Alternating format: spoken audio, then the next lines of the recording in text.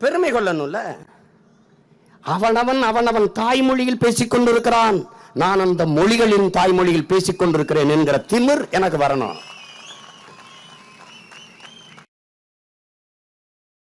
பிரபாகரன் உலகம் 1000 சொல்லும். பயங்கரவாதி, பிரிவினைவாதி, தீவிரவாதி, இது உலகத்தில் எல்லா புரட்சியாளனுக்கும் இது சொன்னதுதான் இந்த கதை.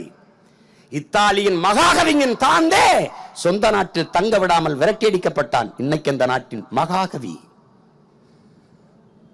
ஜெனீவாவிலே ரூசோ அவன் தான் சொல்லுகிறான், சுதந்திரமற்ற நாடு எந்த பெருமையும் அடையாதுங்கிறான். சுதந்திரம் இல்லைன்னா அந்த நாட்டுக்கு எந்த பெருமையும் இல்லைங்கிறான். ஆகப்பெரிய அறிஞன் ரூசோ அந்த நாட்டில் வாழ முடியாத, வெளியில ஒண்ணு விரட்டியடிக்கப்பட்டவன். கனவுகளுக்கு பதிலாக அறிவியலையும் கண்ணீருக்கு பதிலாக புரட்சியும் பூமியில் விதித்த மாமேதை மார்க்ஸ் 2000 ஆண்டுகளில் இப்படி ஒரு சிந்தனையாளன் பிறக்கவே இல்லை என்று உலகம் போற்றுகிற மாமேதை மார்க்ஸ் ஜெர்மனியில் வாழக்கூடாது என்று விரட்டியடிக்கப்பட்டவன். என் அன்புக்குரிய மக்களே, நிராகரிக்கப்பட்டவன். ஒரு பாராளுமன்றம் கூடுகிறது என் அன்பிற்குரிய தம்பி தங்கைகளே, இவன் தீவிரவாதி என்று சிறைப்படுத்துகிறது. 27 ஆண்டுகள் தனிமை கொடுஞ்சிறையில் தண்டனை நினைவித்து வெளியிலே வந்தான் ஒரு மகத்தார மனிதன், நெல்சன் மண்டேலா. கருப்பின விடுதலைக்கு புரட்சி செய்த அந்த வெள்ளை பூ வந்தான். என்ன நடந்தது? எந்த பாராளுமன்ற வாசலில் அவனை பயங்கரவாதி, தீவிரவாதி என்று தீர்மானம் நிறைவேற்றி சிறைப்படுத்தினார்களோ அதே பாராளுமன்ற வாசலில் இன்றைக்கு அவனுக்கு சிலை வைத்திருக்கிறார்கள். அன்பிற்குரியவர்களே, இதுக்கு பேர்தான் வரலாற்று பெரும் மாற்றம், புரட்சி. எல்லாவற்றையும் புரட்சி போடும். புரட்சி என்பது ஒரு தலைகீழ் மாற்றம்.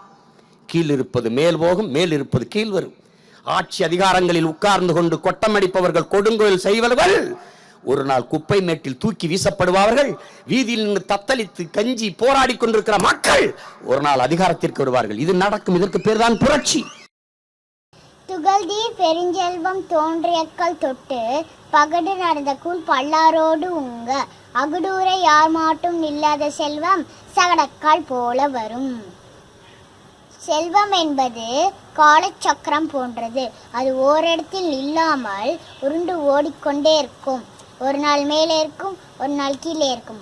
ஆதலால் வாழும் காலத்தில் மக்கள் குற்றமற்ற வழியில் சேர்த்த செல்வத்தை பகிர்ந்துண்டு வாழ்க. தாய்மொழி மறந்த இனம் உலக வரலாற்றில் வாழ்ந்ததாக செய்தியே கிடையாது.